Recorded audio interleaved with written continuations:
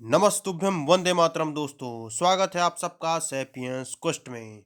तो देखिए हम लोग की जो सीरीज चल रही है जिसमें हम लोग डार्क हॉर्स नाम की जो कृति है, जो पुस्तक है, उसको हम लोग पढ़ रहे हैं, जिनके रचयिता नीलोत्पल मृणाल जी हैं।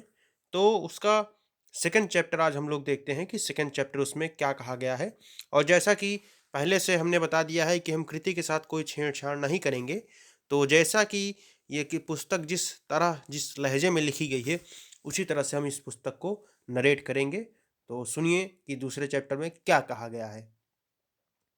दिल्ली घुस गया। स्टेशन पर लग रहा है, 13 नंबर पर लग रहा है। अचानक पैसेंजर की हलचल और बातों से संतोष की आंख खुली। साथ के पैसेंजर सीट के नीचे से अपने अपने सामान खींच रहे थे। संतोष ने आंख मलते हुए पूछा, दिल्ली आ गया क्या? हाँ उतरिए, आ गया महाराज, एक पैसेंजर ने चलते चलते कहा। रात भर मोबाइल पर गाना सुनते सुनते कब नींद आई और कब दिल्ली, संतोष को पता ही नहीं चला। संतोष तुरंत मिडिल बर्थ से नीचे कूदा, अपने जूते खोजने लगा। संतोष का तो एकदम दिल धक कर गया। ये क्या, दिल्ली पहुंचते ही झटका, नया 2500 का वुडलैंड गायब। फिर उसने गर्दन नीचे कर सीट के कोने में देखा तो पाया कि उसके दोनों जूते वहीं दुबके पड़े थे। उसने हाथ से खींचकर जूते निकाले। एक मोजा गीला था, शायद रात को किसी ने खाते वक्त पानी गिरा दिया था। संतोष ने बिना सोचे बैग की जिप खोल मोजे उसमें डाल दिए और केवल जूते पहनकर जल्दी जल्दी बोगी से बाहर निकला। अपने पैंट की पिछली जेब से कागज का एक टुकड़ा निकाला और उसमें लिखवाए गए निर्देश को पढ़कर एक नज़र अपने दाएं बाएं डाली। बाईं ओर उसे अजमेरी गेट की तरफ जाने के लिए एक तीर का निशान दिखा। संतोष उसी दिशा में चलते हुए स्टेशन से बाहर आ गया। मेट्रो स्टेशन किधर पड़ेगा? संतोष ने एक सज्जन से पूछा। वो तो सामने ही तो है ना, लिफ्ट में आए भाई, सज्जन ने चलते चलते बताया। संतोष ने धीरे से थैंक्स कहा। हालांकि इतनी मिमियाई आवाज वाली थैंक्स उस सज्जन तक पहुंचने से पहले वह जा चुका था। मेट्रो की सीढ़ियों से नीचे उतरते ही उसने सबसे पहले टिकट काउंटर की तरफ नजर दौड़ाई। सारे काउंटर पर मधुमक्खी के छत्ते जैसी भीड़ थी। बीच में लाइन तोड़कर घुसने का मतलब था, कोई भी भनभना के काट सकता था। तभी उसकी नज़र लाइन में काउंटर से 5वें नंबर पर खड़े, हाथ में भी एक भारी सा झोला लिए, लगभग 60-65 वर्ष के बुजुर्ग बुजुर्ग पर पड़ी। उसने इधर उधर देखा और तुरंत उस बुजुर्ग के करीब जाकर बोला, चाचा, ये विश्वविद्यालय का टिकट यहीं मिलेगा? सारी दिल्ली का यहीं मिलेगा बेटे, तुझे जाना कहाँ है? बुजुर्ग ने आधी बात सुने बिना पूछा। जी हमको विश्वविद्यालय जाना था, संतोष ने थोड़ा स्पष्ट स्वर में कहा। टोकन मिलता है? टोकन बोलियो, टिकट नहीं, बुजुर्ग ने लगभग नसीहत के अंदाज में कहा। चाचा लाइए, मैं आपका झोला पकड़ लूं, बहुत भारी होगा, संतोष ने एकदम होशियारी भरी विनम्रता से कहा। बेटे झोला छोड़, पीछे जाके लाइन पकड़ ले, लाइन लंबी होती जाएगी, तेरे को झोला वोला पकड़ने की जरूरत नहीं। चांदनी चौक जा रहा हूँ, काटन है इसमें, कोई भारी सारी नहीं है, 40 साल से यहीं पकड़े चल रहा हूँ। ओए आगे बढ़ो भाई, बुढ़ऊ ने संतोष को कहते हुए आगे वाले को खींचा। अरे कपार पर चढ़ जाएं, आगे जाके क्या, टोकन दे नहीं रहा है, आगे वाला बढ़ेगा तब तो बढ़ेंगे ना, पहुंच रहे हैं पीछे एकदम से, बूढ़े ने आगे वाले व्यक्ति से खींच से कहा। बूढ़ा समझ गया आगे वाला आदमी 40 वर्ष का होकर भी मिजाज में उसका बाप है, सो उसने चुप रहना ठीक समझा। तब तक बूढ़े के ठीक पीछे वाले व्यक्ति ने बूढ़े के कंधे पर कान ले जाकर पूछा, क्या हुआ अंकल?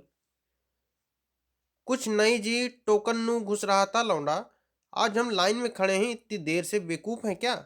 कह रहा था लाइन आपकी पकड़ दूं। अबे मेरी क्या पकड़ेगा, अपनी पकड़ रहे हैं, बूढ़े ने बिना पूछे मुड़े कहा। इतना सब तुम। संतोष मन ही मन बुढ़ऊ को गरियाता हुआ पीछे लाइन में जाकर खड़ा हो गया। अब तक लाइन और लंबी हो गई थी। अभी अभी गांव से निरी बुढ़ापा देख आए संतोष को दिल्ली का सयाना बुढ़ापा एकदम अमरीश पुरी टाइप लगा। सोचने लगा, साला चाचा शब्द भी फेल हो गया। हम सबके तरफ तो चाचा कहने की गर्माहट से चोर डकैत पुलिस दरोगा जैसा मोटा चदरा भी पिघल जाता है। यहाँ साला छेद तक नहीं हुआ। उसकी अपनी भावना में समझा जाए तो मूड गया था। आदमी के खिन्न होने की चरम अवस्था को कहते हैं। लगभग 20 मिनट तक खड़े लाइन में चलने के बाद उसका नंबर आया। भैया, एक विश्वविद्यालय स्टेशन का टोकन दे दीजिए, संतोष ने 500 का नोट देते हुए कहा। चेंज दे दो भाई, काउंटर वाले ने कहा। चेंज नहीं है सर, संतोष ने स्वर नीचे करके कहा। चलो देख लो भाई, हटो साइड आ जाओ, पीछे वाले को आने दो, काउंटर वालों ने अपना हाथ उचकाते हुए कहा। संतोष एकदम खिन्न मन से साइड हो गया। डैश शब्द भी फेल, सर शब्द भी फेल, यही सोचा उसने मन में। उसके सारे शब्द चुके जा रहे थे यहाँ। वह धीरे धीरे समझ रहा था कि यह शब्द शहर शब्दों से परे है, भावनाओं से परे है। संतोष साइड में खड़ा लोगों द्वारा दिए जा रहे नोट को बड़ी उम्मीद से देख रहा था कि जल्द 500 का खुदरा पूरा हो जाए। लाओ जल्दी से पैसे, कहाँ का दूं? अचानक अपने पैसे वाले दराज को देखते हुए काउंटर वाले ने संतोष से कहा। संतोष ने साइड से ही खड़े खड़े झट से अपना हाथ काउंटर के शीशे के गोल छेद में घुसा दिया और बोला, हाँ विश्वविद्यालय का चाहिए सर। टोकन लेकर संतोष अंदर प्लेटफॉर्म पर जाने की लाइन में खड़ा हो गया। लाइन में आगे सरकते हुए जैसे ही उसने अपने दोनों बैग और झोला स्कैनर मशीन में डाले, एक क्षण में ही यह विचार उसके मन में कौंध गया कि स्कैनिंग में सत्तू, ठेकुआ, नीमकू और लिट्टी का फोटो देख पता नहीं क्या छवि बन जाएगी इन्हें जांच करने वाले सिपाहियों के मन में। एकदम देहाती समझेंगे पक्का। बैग के मशीन से बाहर निकलते ही यह डर भी मन से निकल गया।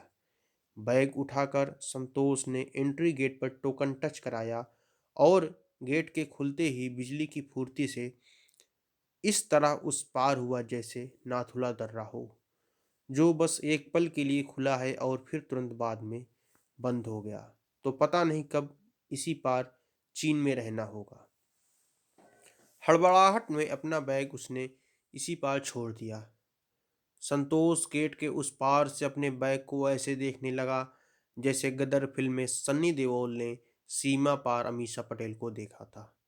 उसे लगा मेरा बैग अब उसी पार रह जाएगा।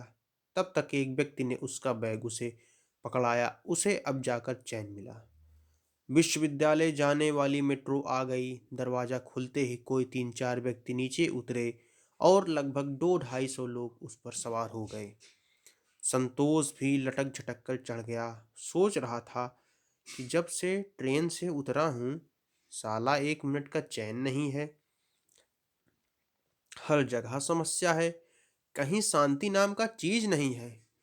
कहाँ मरने आ गए? सब कह रहे थे मेट्रो में आराम है। डैश आराम है इसमें, कटहल के जैसा आदमी लोड है। सोचते सोचते वह विश्वविद्यालय स्टेशन पहुंच चुका था।